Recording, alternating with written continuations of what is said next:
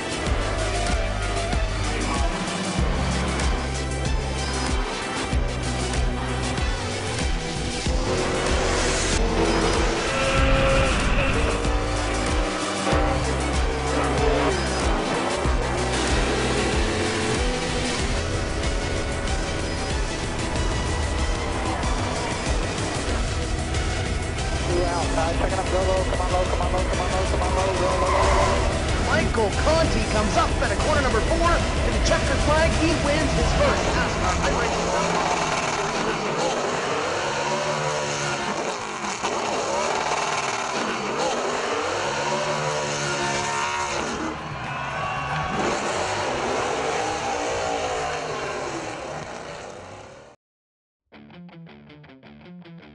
Take your hobby to the next level with a quality racing rig that works great with a PS3, Xbox 360, and a PC. GT Omega Racing Simulator is compatible with a wide range of steering wheels including Logitech, Fanatec, Thrustmaster, and more. The GT Omega is available now worldwide by going to www.gtomegaracing.com.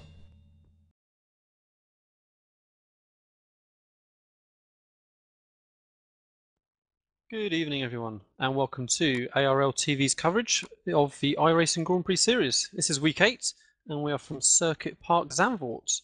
My name is Lee Thompson as normal. Also with me as normal I have Dean Prescott. Evening Dean. Evening Lee. And joining us tonight with a very special guest of Alex Simpson. Good evening Alex. Good evening guys. I'm not sure about special but it's good to be here. Special for us, bit of variety. So how come you're able to join us in the booth tonight then, Alex? Well, did a really good result yesterday. Probably got the maximum I'm going to get for the week, so it makes a change for me to have a positive I rating, safety rating, and points finish, so I'm going to take that. Quit while we're ahead. That's exactly the phrase I was going to say, quit while we're ahead. Cool. Well, nice to have you with us. No doubt you'll be able to add a little bit deeper insight than I tend to provide. The session's already up, so let's have a quick look run through the grid. We've got just a couple of minutes left until the start of the race to start gridding up. So, who have we got? So on the pole position for the week then, we've had Yuha Abe, and he's in our session tonight, so that's a 1 minute 13.005, so he's got the overall pole for the week. In second position we have Kazuki Umeshima, third we have Isaac Price, fourth is Troy Schultz, fifth is Antoine Higelin, sixth is Oli Picala, seventh is Ricardo Castroledo, eighth is Javier Soto, ninth is Jan Zalowski, and rounding up the top 10 is Fabio Ducamo. After that we have Lasse Brun Hansen in 11th, Johnny Hagner 12th, Sam Kumo 13th, Mark Ursel 14th, Louis Baboni 15th, Michael Gomez 16th, Paolo Ocurso 17th, Cipriano Proscuro in 18th, and then 19th and 20th we have Jorg Montanes and Tom Berensden, who have not put in a qualifying time. So a nice full grid of 20 cars this week. Yep, now in the session, so people are out on the warm-up laps. I've driven this track quite a lot actually in plenty of different cars, just not the FW31 unfortunately. So Alex, what are the tips and tricks for this track? It's quite a tricky little track. Balance is always important, but here specifically there's a lot of people suffering with exit traction, so guys will have focused on that a lot. Some of the camber angles play havoc with the sets as well, so you need to have a good balance for the early sector, a couple of sectors, and then towards the end obviously the track's a lot flatter, so it's a completely different balance that you need, so it's finding sort of a happy medium in between the two. I think if you can get the two dialed in, you're going to have a good set for the race. So it'll be pretty apparent who's got the good cars underneath them after a few laps, I think. So yeah, so it could well be a bit of variety in between who's actually had the quickest qualifying lap and who's able to settle into a race pace a little bit now, I guess. Yeah, the race and quali sets that we've got are very, very different. So we improved them last night quite considerably, actually. So yeah, I imagine the guys will have worked hard on both different versions out there. Right, well, we've just got moments left then until everybody starts gridding up. Should be just about enough time for me to quickly run through our current standings, our top 10 standings for the Road to Pro. This is what this series is about, everyone getting into the Pro Series for next season. So as of the end of last week at Road America, we had Ollie Picala still leading the field in first position, with Rocco Barone in second, Javier Soto third, Fabio Di Carmo fourth, Bjorn Jens fifth, our very own Alex Simpson sixth, Juhei Arbe 7th, Troy Schultz 8th, Ricardo Castellado 9th, and Antoine Higelin for 10th. I think we're going to see a fair bit of change through that by the end of this week. Right, so everybody's gridding up then, and we're just waiting for the very last couple of cars to come, and we shall be away for week 8 at Zandvoort.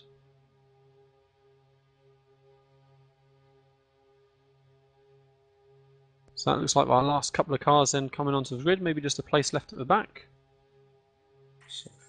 Just joined. Revs in our building. They are indeed. So we've got Juhei Elbow and pole. Let's see if you can hold that into this tight turn 1.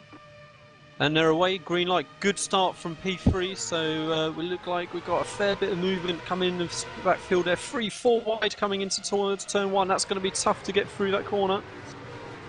Looks like we've done a decent job. Pretty clean going through. Everybody cleanly through. No instance to wild. Just on the backfield and right on cue, as I say. That would be Javier Soto. Yeah, up front, Juhei managed to hold on to that P1 quite comfortably, making a little bit of a gap now as they head through the S's up through the second split. Isaac Price is just tucked in behind now in P2, Ollie Picala P3, Troy Schultz P4, Antoine Higelin in P5, Kazuki Majima in P6, Ricardo Castellado P7, Fabio Di Carmo P8, Jan Zalowski P9, and Lasse Brun Hansen P10. So Isaac Price is keeping Juhei Arbe close comfort for the moment. I thought he was just going to make a little bit of a run in that first sector, but now those two are just trying to pull a little bit of a gap to Picala behind. Looks like Castellano's got a bit of a front wing damage. I'm not sure if that was possibly from turn 1 or a little bit later. I must have missed that one. Yeah, it looked pretty clean at first glance, so we'll get a chance to have a look back at the replay at some point, I'm sure, to see if discovered. Already then that's our first lap done. A very, very short lap here at Zandvoort. So I'm not sure he might be jumping straight into the pits. Yeah, you just can't continue with that loss of downforce. I mean, that corner where you see him run off there is just hard enough as it is. Take a load of downforce off the front and you're really going to struggle. Antoine Higelin up the inside into the hairpin. So turn 3, he's trying to get a run now coming out of that heavy traction zone.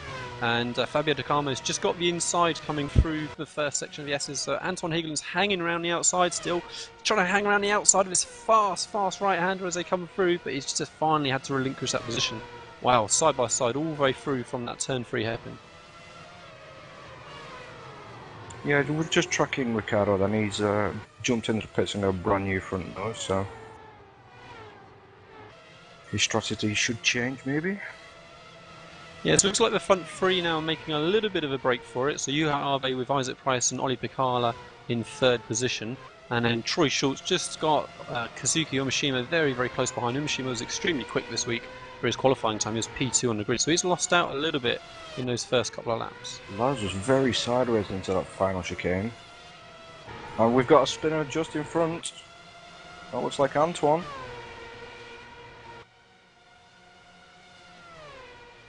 So yeah, really trying to push hard and to get Fabio Di Carmo there and just overcooked it a little bit perhaps. Antoine Higelin is still going, so was it a save or was it somebody else? It did look like one of the Apex Racing. Perhaps it was Sam Kumo or perhaps let's see as well. Yeah, it looks like it was Kumo who's disconnected. Tough run for Sam this season so far. So yeah, UHIB is now just making a little bit of a gap to Isaac Price. It seems like Isaac is really under a lot of pressure now from Ollie Picala behind. Ollie Picala has not quite had the outright pace in qualifying perhaps this week, but he's had in the last few. He was a few places back, but he's obviously still got the race pace, just as Alex was telling us, with perhaps a little bit of a difference between what you can find in qualifying and what you can find in a race. Very, very close there going into that tight chicane. So plenty of action so far. It looks like most we've had all season. Yeah, I'm quite thankful actually that we haven't lost a big gaggle of cars in that first turn, because I think this is, it's tough to overtake here, so we really need the volume of cars on track to give us some action, give us some entertainment. So Ollie Picala still very, very close going into turn 1, tucking up behind Isaac Price. So it's going to be, early stages still settling in, of course, heavy fuel. We're not obviously looking at any pit stops this week, Alex, are we? No pit stops. Just having a quick look at Ollie actually. He's top speed in the draft there is quite high, so I would assume he's running slightly lower wicker than most out there. So if there's going to be a man that's going to make a move into turn 1, I should think he's going to be the one. Yeah, and Troy Schultz now is under a lot of pressure from Kazuki Umeshima as well as they head through the second sector. So Umeshima we know has got the pace, so perhaps he's just found himself out of position a little bit with that bad first couple of laps, and we'll see if he can push through. Well, up the inside of Troy, I thought he was going to go there, but wisely just backed out of it. It'd be a tough braking zone to try and get up the inside there. Lars looks like he's got to run on Gorman. Around the outside of turn 1. It's difficult to make that move, but he's giving it a go. Now got the inside. He's actually got it done. Umeshima has a little bit of a moment coming out of the chicane, pushing hard, trying to get a good run, so he's done well to save that, and he's lost now another position with Anton Higlin all over back, trying to make that 2 positions lost from that well saved almost spin that he had there. Let's see if Anton Higlin can get a good run now coming into turn 1. In fact, it may be Umeshima who's going to be challenging, so Fabio Di Carmo feels the need to go defensive. Kazuki Umeshima tries to look around the outside. Oh, Higlin dives up the inside. I thought he was going to make contact there, but just about managed to bail out of it, and all as they were as they come out the corner. So Umeshima perhaps is just a little bit frustrated in after his poor start, and just needs to perhaps gather his thoughts a little bit and make sure he doesn't make any more mistakes and lose any more potential points. But that's really given Troy Schultz now a free rein to try and see if he can catch up with that podium group now. But yeah, those three have really made a break for it. So those, they're running very, very similar pace, within just a second or so of each other. So we'll see if anyone's going to be able to hang on, whether Troy is going to be able to bridge that gap a little bit. Otherwise, Kazuki Umeshima is really trying to pressure Fabio Di Carmo again, make up that position he's already lost. But Higlin could well be in there to take advantage of any little errors. Higlin looks up the inside into the chicane, but perhaps just showing his nose there. So this is going to be the key corner now coming onto the front straight. So it's very, very easy to run wide out this final corner, or I guess it's the penultimate corner really. And let's see how Higlin does to get that straight line speed coming towards turn 1. Turn 1 is probably the only passing place really, isn't it, on this track? What do you reckon, Alex? Yeah, without the driver making a mistake, I would say so. And where Antoine is now is he's really not going to get much of a run at Kazuki, purely because he's got the draft as well, as though he has a little look through turn 3. Yeah, Kazuki looked like he ran a little bit wide there, maybe on a different line. Yeah, and maybe as these three are just holding themselves up a little bit now, that's just allowing Jan Zalowski just to try and claw his way into the back of that group. So we may find we have 4 of them in this little battle for 5th position soon. So up at the front, UHIB still got a little bit of a gap to Isaac Price, maybe just a slight buffer. It feels like Ollie Picala perhaps is more likely to challenge for Isaac Price on P2 than Isaac Price is for UHIB. Those are our 2 race winners, I believe, so far in our splits this week, isn't it? So UHIB and Isaac Price both have 1 each for the split races.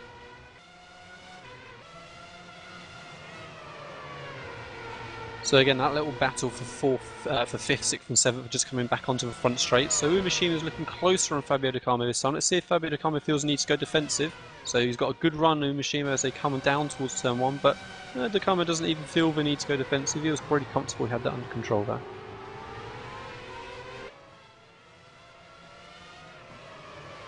So it's a very, very technical track, this one, Alex. You talked about traction zones earlier on.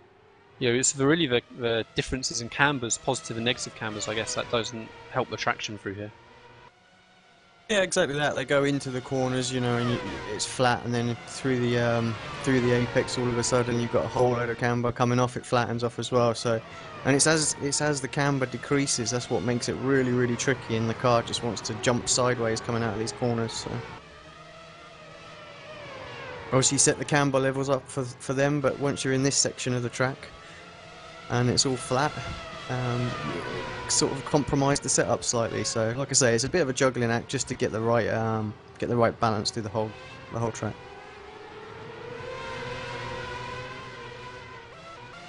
So still, this is looking like our best bet for any action at the moment is this battle for 5th, 6th, 7th between Fabio Ducamo, Umeshima and Higlin.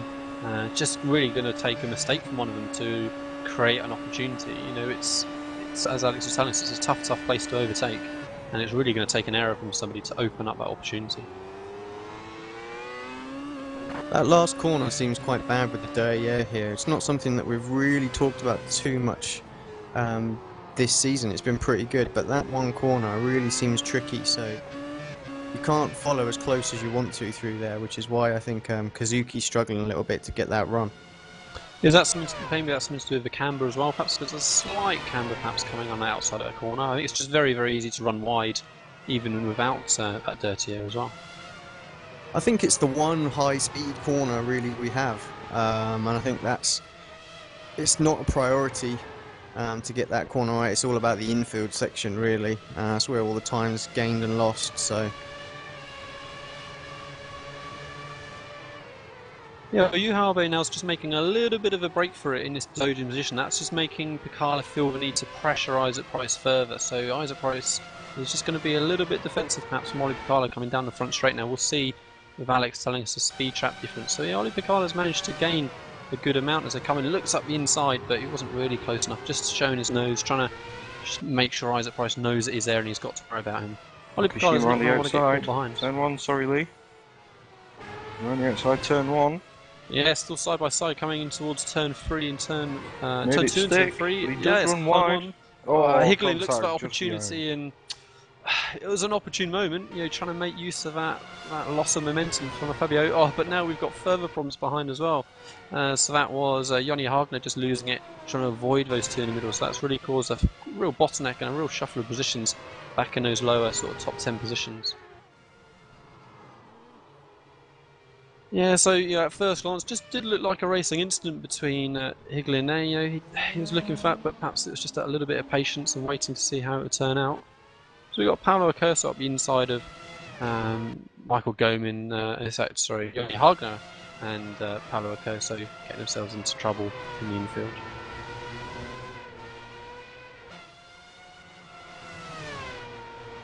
So really that's just spread out those positions a little bit now, and of course just disrupted that nice little battle we had going on. Sorry, Dean. Was Jonny Hagner caught up with... He came around, found those two cars in the middle of a hairpin and just lost the rear. There was no contact, but so he should be okay, I would think. But yeah, just lost the rear as he found his path blocked.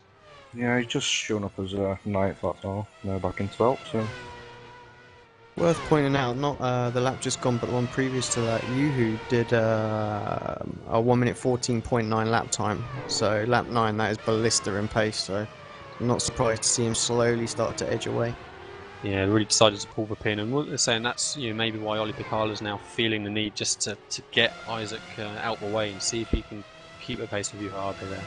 So now we're at lap 10, and let's have a quick run through our top 10. So those are just saying Yuha Abe is just making that little bit of a bridge of a gap now from Isaac Price in P2, Ollie Picala close behind in P3, Troy Schultz all on his own in P4 after Umeshima earlier on had that little bit of a half spin, so Umeshima's back in P5 trying to hound Troy Schultz back down again. Jan Zalowski then in P6, yes, Lasse Brun Hansen with a very happy, I'm sure at the moment, P7, Mark Ursel P8, well known in the Star Mazdas, just settling in a little bit perhaps in the FW31, Michael Goman P9, contact. And Jonny Hagner 10. Coming into the final chicane, we've got Tom Berderson stuck on the fence. Looks like he had some contact with Jonny actually again. Not sure if we might be able to pick that up on a replay. Not best happy with that one either, looking at the chat there, so...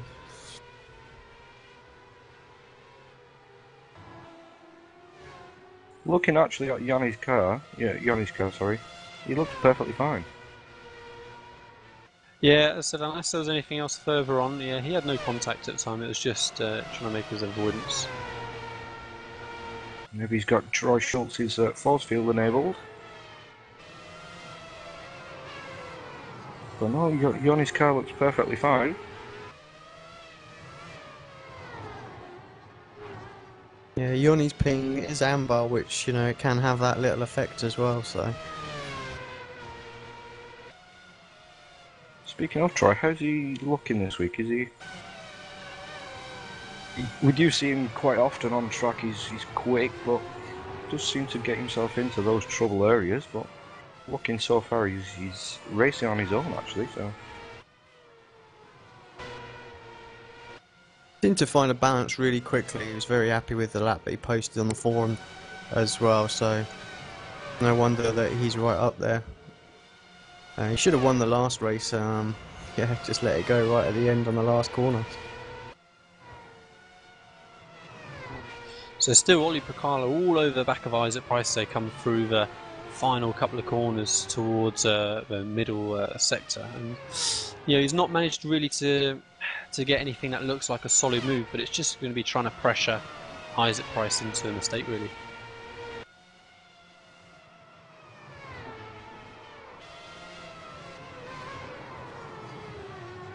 Michael Gomez just run a bit wide coming into the infield. He's now got Jon back on his tail. Car does look a little bit squirrely as he's putting the power down, like you were saying, Alex, so maybe it's just catching him out a bit too much than others.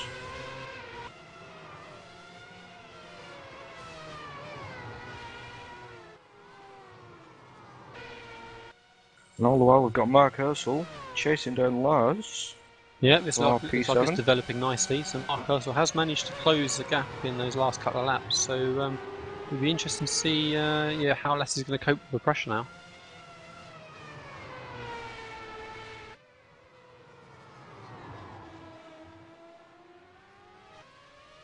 Lars does look comfortable in the car. I've been watching him for a couple laps earlier on, and he's not forcing the car to do anything stupid that he doesn't want to do.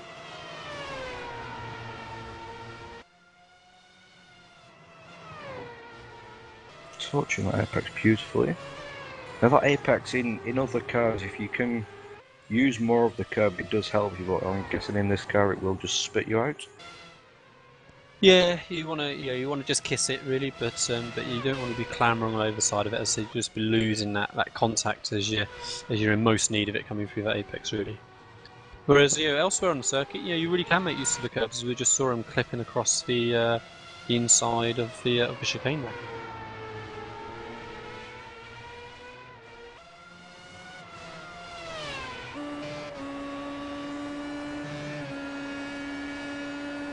Just looking at Lars had just put his fastest lap in of the race with 1:15.7, with Mark a 1:15.8, so these two are matching their pace.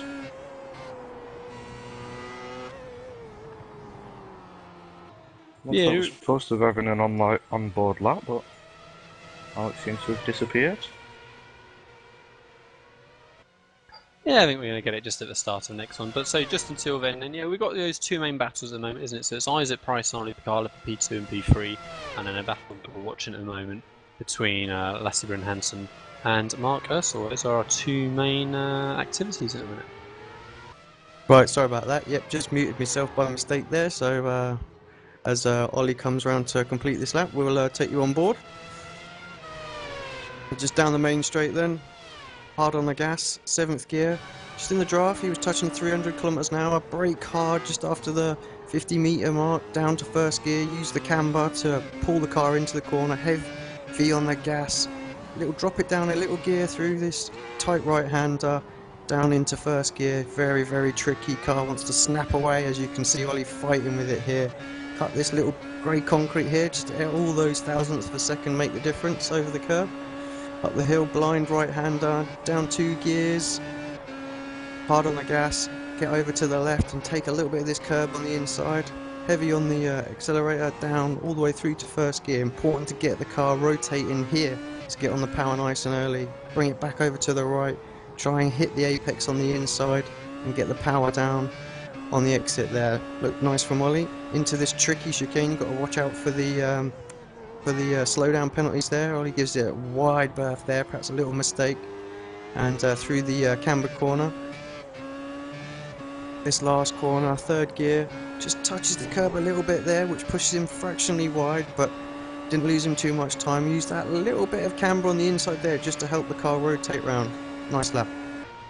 And a very, very quick lap again, so 1 minute 15s we're looking at, very short lap here. But even with that, Ollie Picardo's just dropped off a little bit from the back of Isaac Price in these couple laps. He was really all over the back of him a moment ago, so it looks like Juhai Arbe and Isaac Price have just, made up a little bit of time. They're into the high 14s now, but Ollie Picardo is still just hanging on to the low 15s. So further back then, so Mark Ursel's still all over the back of Lasse Brun Hansen, so he's not really had an opportunity so far, it seems, to make a real good go of it. But again, it's just as we've seen elsewhere, a matter of pressuring and pushing and seeing if you can force them into a mistake and capitalise on it. Yeah, and just a little bit further back from that, we've got Michael Gorman and Yanni Hagner. Yeah, Hagner has a little bit of a moment. It looked like they're getting on the power coming up the hairpin. Very, very easily done. It's so tricky getting on the power coming out of his slowest corners.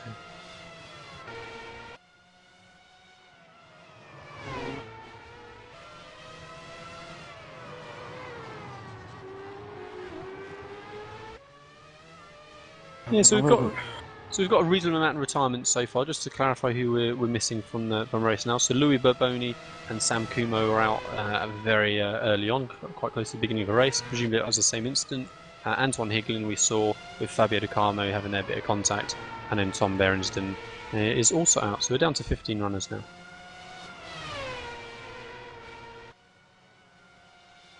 Now Isaac has started to put his foot down. He's now in 14.7s on his last lap, whereas Yubei Abe is 1:14.7.22, which was lap 15. So those two guys are matching each other.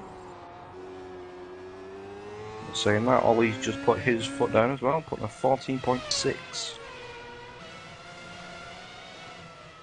So yeah, maybe just taking him a lap or two then to react to the pace ahead, but we'll see now if he can close back up, make that pressure again.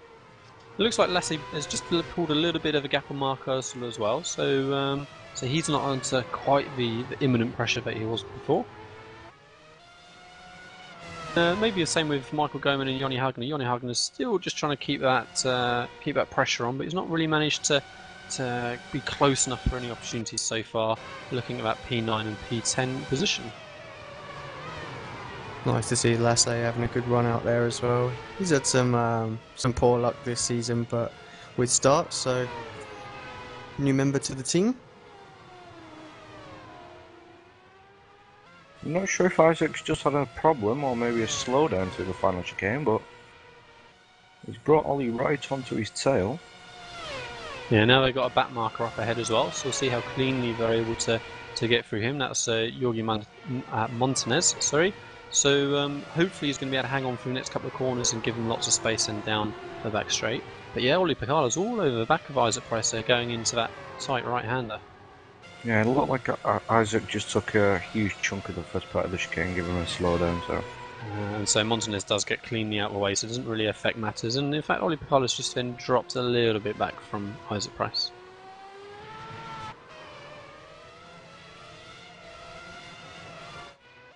But Juha Arbe has just really gone now, so it's a good 5 seconds or so down the road now. Running in those mid to high 14s quite happily still.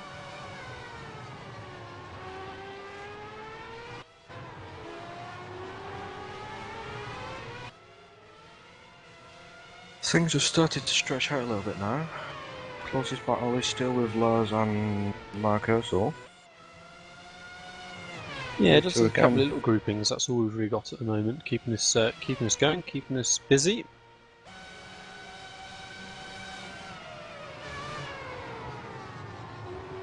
No, is there a few different lines into turn 1, or is it just pretty much one line? Yeah, just one line really into turn 1, I would say, but perhaps into this hairpin that Lassie and Mark Ursula are going through there, into turn 3, different options there as to whether you're going hot in or fast out, and really trying to make use of that camber as well. So there is a bit more of an option there if somebody thinks they can get a better run than coming down through the S's.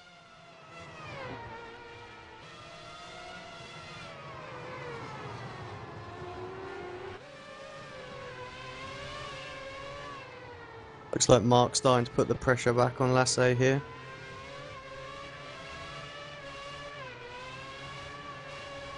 Yeah, it just looks like he struggles a little bit, possibly through the first sector. Does Lassie, but he picks it up in the second and final. Yeah, we've not seen Mark Ursel a huge amount in our strength of field races that we've had these Sunday nights. Either was Lassie just runs a little bit wide in that final corner, so Mark Ursel's up alongside even before they come out that final corner. He's easily going to have the run, you'd think, but Lassie's holding on. He's got a good top speed. Mark Ursel just about managed to slot in before turn 1. Stays defensive just to be sure of it, and just a nice clean braking there, but Lassie's looking to cut up inside. Mark Ursel has a bit of a wiggle coming out the corner as well, and actually that just kind of balked Lassie a little bit. I thought he was going to be able to cut up the inside quite happily there. So yeah, it's a position changing just from that. And then Lassie as well. So trying to push too hard, trying to get back with him. So that was a shame. Just got caught on the curb after, but he'd already lost the rear of the car entering. Easily done again through there. He's in a bit of no man's land after that as well. I don't know if we caught that on the stream, but struggled to get back around. But yes, dropped back down to 11th position now as well. So yes, that was a shame, as we were saying just a moment before. Good little run there. And just that one error, can cost you a good few positions. No, he does have the pace. And he will be catching these guys in front of him rather quickly, you would imagine. Yeah, and Michael Goman's just pulled a little bit of a gap now from Johnny Hagner as well. So that was our other little battle that was going on, and that's just cooled off for now. So whether that was Michael Goman's pace increasing, as I just say, is him struggling through the chicane. So actually Johnny Hagner's going to get right back onto him again within another lap or so now.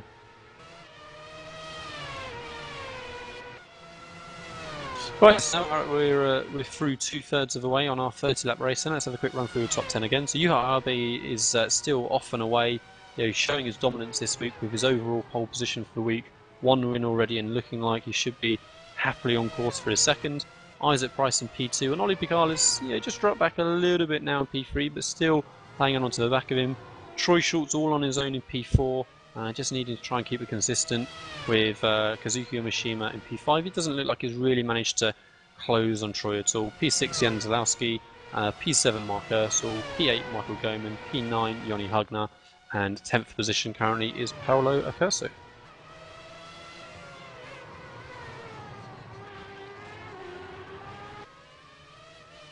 So really then our focus is going to be P2 and P3 with Isaac Price and Ollie Picala, and P8 and P9 between Michael Goman and Johnny Hagner. These are our two little groupings at the moment we've got on circuit. Otherwise, everyone else really is pretty much out on their own.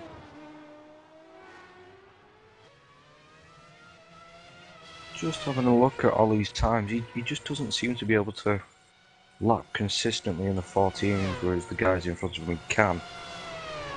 Not sure if his front tyres are maybe taking a bit of a battering, or... I think that's the difference in the Wicker there, is it does open it up and give him the opportunity to put a pass on, but coming out of the corners he's not quite got the same sort of traction that some of the guys have in front of him, and with the dirty air and the lack of traction, I think that's what's hurting him when he gets in that sort of zone.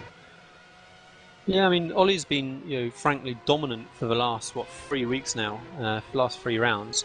And he's perhaps not quite been on the pace that he was expecting maybe for this week. So maybe that's part of the reason why he's just tried something different a little bit, say a different top end, just to try and give himself an opportunity to push himself a little bit further up. And I guess with a 3rd position in the strength of field race, I guess he'll be very happy with that regardless.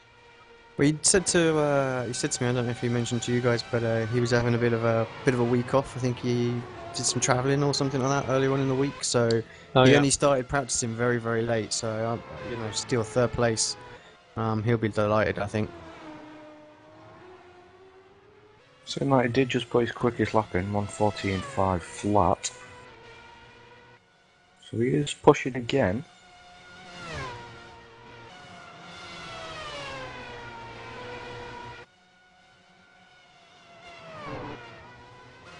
Yeah, and Joni Hogner now has managed to make up that little bit of ground on Michael Goman after an error earlier on a couple of laps ago. So we'll see how well he can hang on to the back of Michael Goman through the tight infield and see if then he can get a decent run coming back onto the front straight at the end of the next lap.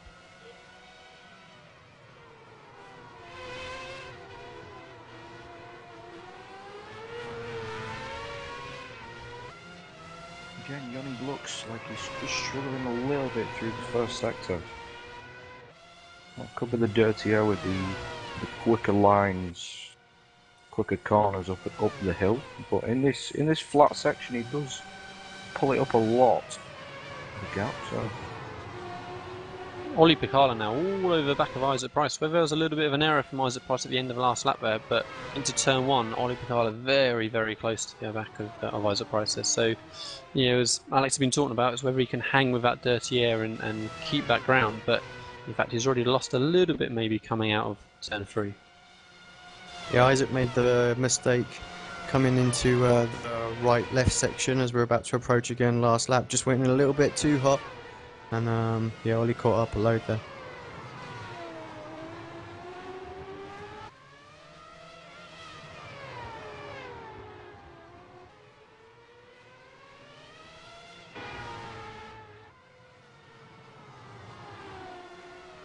So would you like to see this track back on the calendar next season, Alex, or? No, not really. Short, sweet answer there. It just doesn't give the opportunity for overtaking. With the build that we've got at the moment, with the tyres, lasting the whole race, you need to have circuits that you can overtake on, otherwise it's just processional. You can't build any sort of strategy into your racing. So if you have a bad start, you can really just sort of defend your line by just hitting your marks all the time and making sure you get good exit out that last corner, and you can hold on. I mean, I was running quite a bit slower than Jon Jens yesterday. He was in third, I was a P2. I didn't push the car at all, I just made sure I hit my marks, and he couldn't get past. So, I can imagine how frustrated he would be, and I've been in that same position at another circuit as well. So, yeah, let's ditch off the tracks that don't open up any overtaking and focus on the ones that do. Yeah, and also been talking about that. Joni Hogner's at some point made that position on Michael Goman, so he's managed to go up into P8 as Michael Goman loses a rear coming out of turn one, in fact. So he's dropped way, way back now from Joni Hogner back into P9.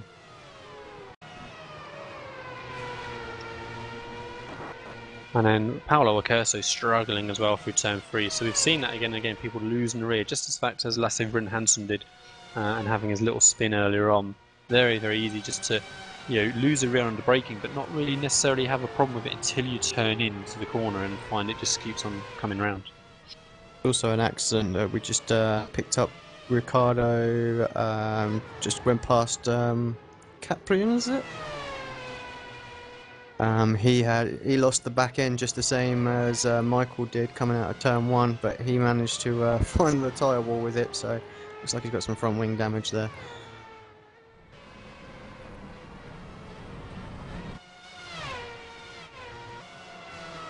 He's very wide into the first of the right-handers on the back straight, infield section. I'll not say it because Darren will get mad at me.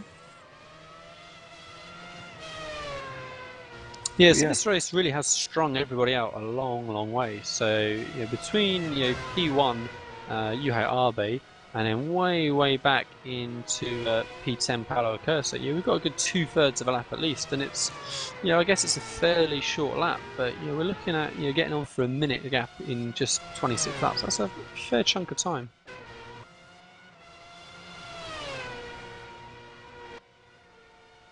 We've also got Lars catching onto the back of Paolo for 10th position. He's still a little way off yet, but that gap does look like it's shrunk quite considerably.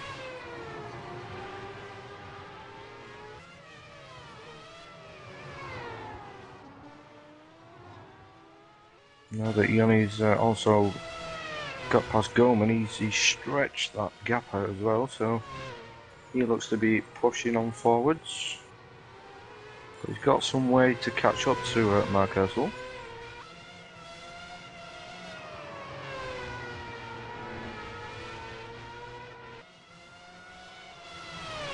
Yeah, it looks like all the battles on the track seem to have spread out. Yeah, but I think you're right to pick out on Paolo Curso and Lasse Brun Hansen there. You know, Lasse has gained even his last lap since we've been following, and you know, we know he should be quicker because he was running further up the field earlier on. So it's just whether he can, you know, pressure Paolo Curso into that mistake again. That's going to be the matter of what's going to get him by.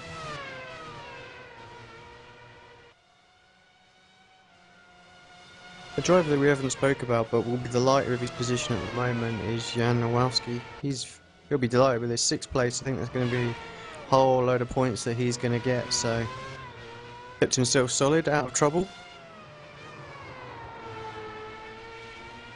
Yeah, he's always seemed to be there and thereabouts, but as you said, perhaps 6th position, not quite. Yeah, a little bit of a stronger result than we've seen from him before. So yeah, he'll be extremely happy, I'm sure.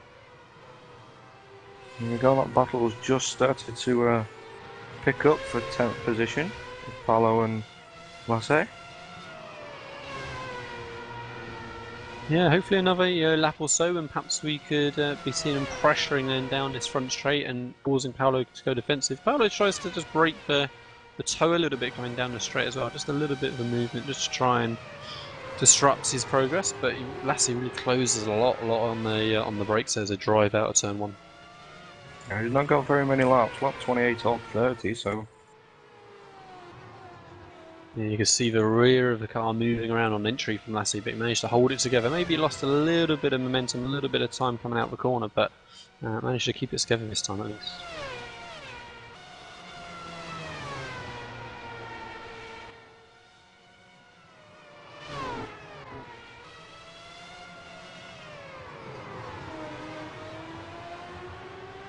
So really up front then.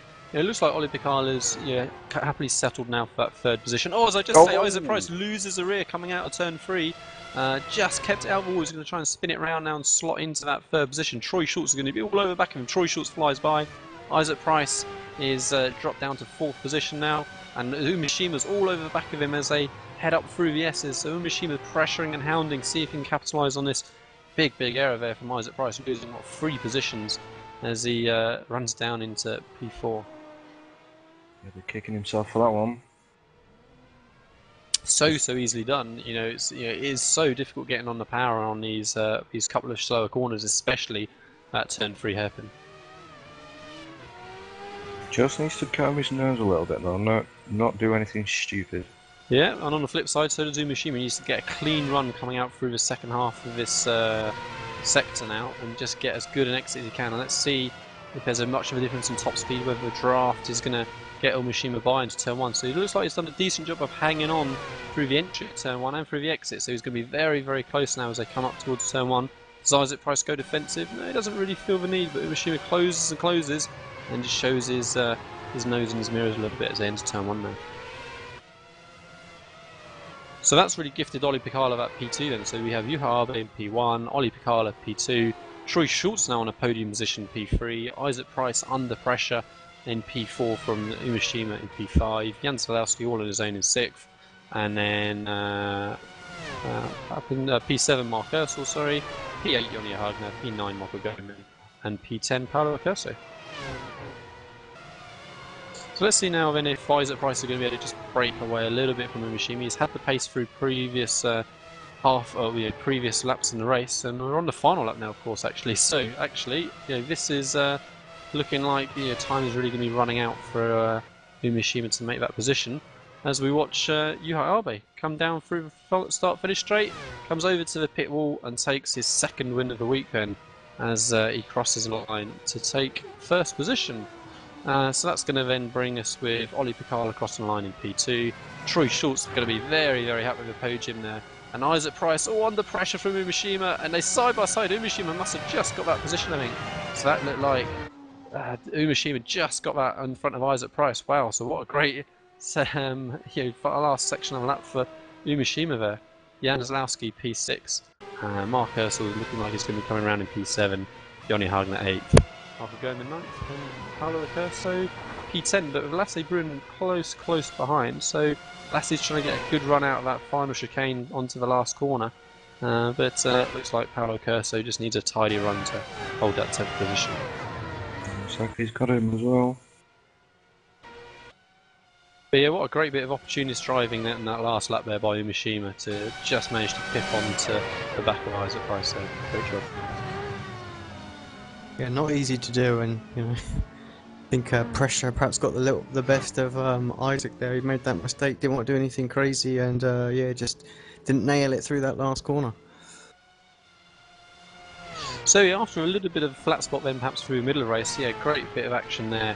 Just in those last couple of laps, just to liven it up and to make things a bit more interesting. So that's our final results really that I went through a moment ago. Arbein first, great result, second win of the week, overall pole position for the week as well. He'll be extremely happy. Big fistful of points for him today. Ollie Picala second, Troy Schultz rounding out the podium. Otherwise, outside of the top 10, yeah, we had Lasse Brun Hansen just in that 11th position, Ricardo Castroledo in 12th, Javier Soto 13th, and everyone else was a lap or more down.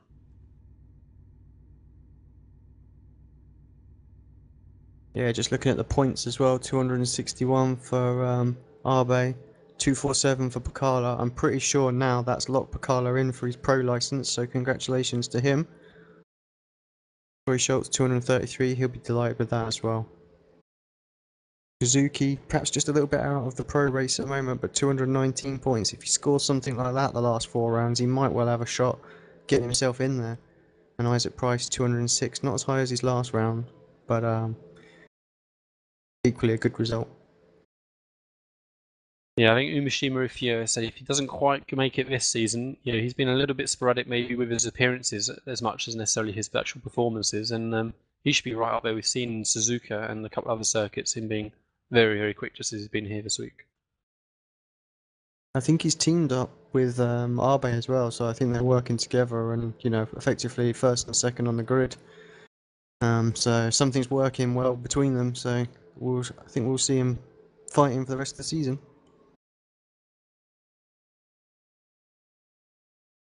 So while we're just waiting for people to join the team speak, driver of the day, guys?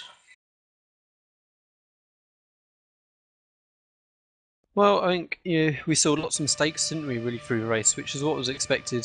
Really, it's a tough circuit to stay clean on, and we had lots and lots of errors. Really, the two people who we didn't say make errors were Juha Arbe and Ollie Picala, and Juha Arbe had the pace. So for me, as normal, I don't think I've named a non-winner so far as my driver of the day, but Juha Arbe would have to take it for me.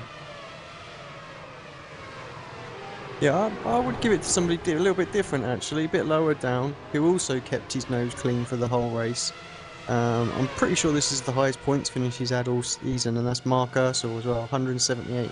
He gets involved in just as many incidents as I do, so it's great to see him up there, P7. And yeah, great points. Proved his I rating, he'll be delighted with that. Right, well, looks like we have got drivers ready for interview then, so I think we're going to drag up Ollie Picala first of all and have a speak to our second position finisher.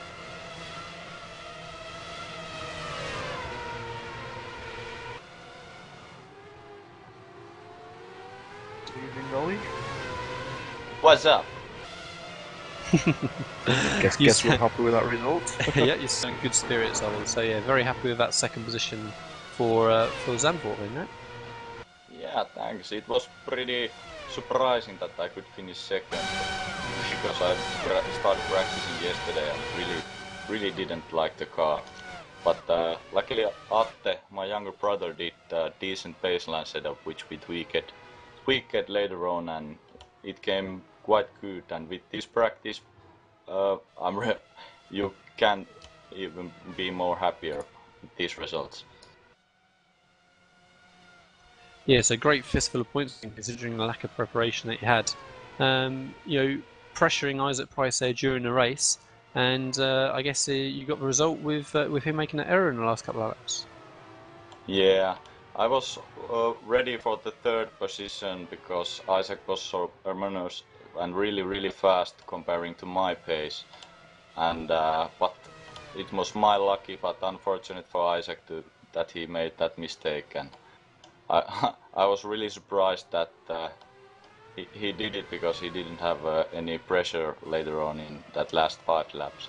So, yeah, unlucky for Isaac, but lucky for me. We were talking earlier on, Ollie, about how difficult it is getting on the power at this circuit. I mean, is this a circuit you enjoyed? You said you're struggling with the car, but what about the circuit itself? Well, the circuit itself is quite fun. I enjoyed driving here, but I could have enjoyed more if I could practice it and make my setup even better, because I struggled with the exits all night long. At previous race I struggled with the entries, and I changed my setup for this race, and I struggled with my exits a lot. It's really a demanding and hard race, hard track to race against other people. Fun track to hot lap, but yeah, I like it, but it requires a lot of practice and tweaking to the setup that you can get fast and win races here. So next week then, Ollie, we're at Virginia International Raceway. Have you had a bit of a look there before? What are you thinking for next week? No, I haven't raced never in the weird track, so I'm looking forward to it. I have now 3 weeks holiday, so comparing that this week I could haven't time to practice, so next 3 weeks I should have time to make some sort of results, maybe win. Well, we look forward to seeing you. We look forward to seeing you on the podium next week then again, Ollie. So congratulations again on your 2nd position, and well done. We shall see you next week. Can I just congratulate Ollie as well? I don't know if he realises, but he's locked in his pro licence with the points he's now scored. So, just well done, mate. Thanks. Never guessed this day would come, but as the pro license. But yeah, thank you. And I must congratulate Juho Abe if he won't show up in the interview. So what an amazing guy. He's really fast. He's back in the game. And thanks for Atte Pahkala also. Yeah, and thank you guys from the stream. Thank you very much, Ollie. We shall see you next week. Yeah, see ya. Okay, good. Well, Ollie, as happy as ever then. We always seem to speak to him with his wins and podium results. We just got Joni Hagner as well, we will speak to, and then we'll be wrapping up our coverage from there. So we'll just drag Joni in. Piakka. Good evening, Joni. Welcome to our ARL-TV coverage. How was your race this evening? Well, I got a bit sweaty, so I think it was good. Well, it's a good measuring stick for you. Yes. So good battling earlier on, but just a couple of little errors here and there, maybe. I mean, it's a tough circuit to stay consistent on. Yeah, biggest mistake was at was it lap 9? There was a roadblock on the first hairpin, and I spun and managed to put the reverse gear on and lost a bit of time there and a few positions. And otherwise, the race was quite good. I'm almost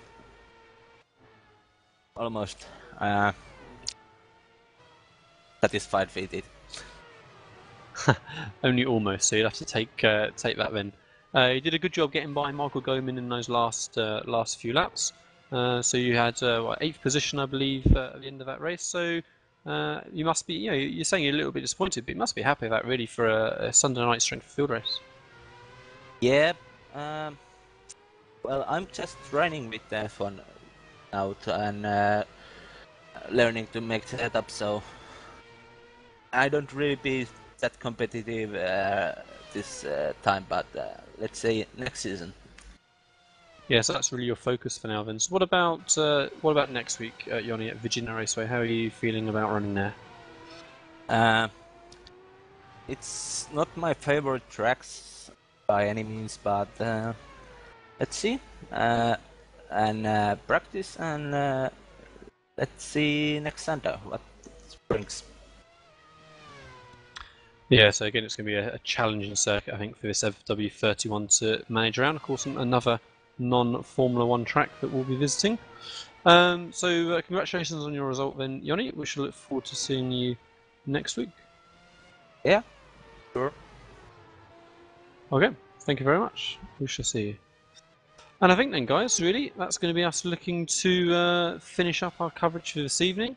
I know we're all eager to go off and do our own little races, and I need to catch up on the real F1 at some point as well, squeeze that in. So thank you very much to Alex for joining us for his expert opinion this week. Yeah, thanks for having me, guys. You are welcome. Hopefully you'll get the opportunity to do that more where you have your extremely good points results earlier in the weekend. So good luck for next week at Virginia. Yep, thanks. Fingers crossed. And then of course we need to run through our thanks as normal to GT Omega Racing, to sponsoring all our events and the broadcast. Thank you to the ARL for providing the hosting. Thank you to Sim News Daily. Go check out his website for our normal daily news. And you can of course find us on Twitter, on Facebook. Check out our YouTube channel where all of these streams have been archived. And me and Dean, I'm sure we'll see you again next week. You're planning to be in next week, Dean? Yes, I should be around. And so we'll see what we find at Virginia. I'm not familiar with that circuit at all, really. Dean, have you done any running there before? I've done 2 variations of the track, so I'll have some little insights, I guess. Well, hopefully, it'll be a favourable circuit for everybody, and we shall look forward to seeing you all next week again. So 6 o'clock, perhaps 8 o'clock. In fact, next week my cameraman is telling us, so we'll confirm that for next week. But no doubt we'll get a broadcast out for you for Virginia. Thank you very much, guys, and we shall see you next week.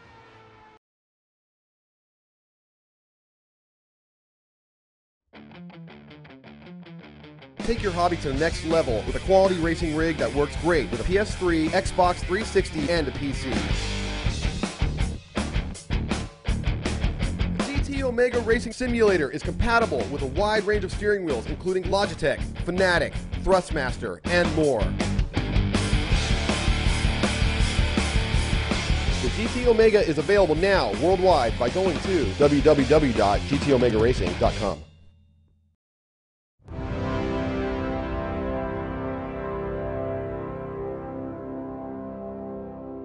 Race fans, it's time for those most famous words in motorsports. Drivers, start your engines!